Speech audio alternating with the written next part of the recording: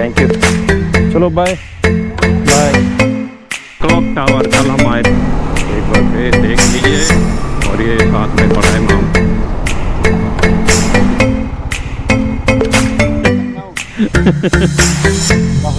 प्रदीप। तो मेरे को फर्स्ट टोल आ गया है, रह गया है यहाँ पे।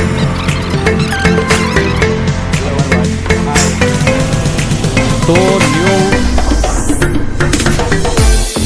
ये आ गया है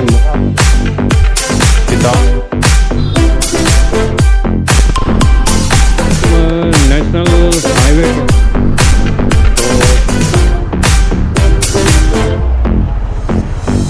तो प्लेन है, उसके बाद हम एंटर हो जाते हैं नेपाल में।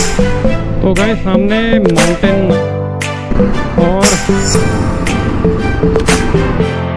रिवर साथ साथ बह आज पेनियस की,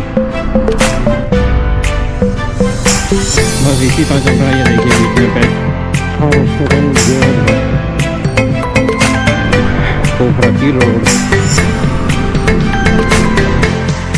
ये व्यू पॉइंट के लिए, और ये पूरा रास्ता गीला है। तो आज फिर हम उसी ब्रिज पे हैं और इसके सामने देखो रिवर जा रही है।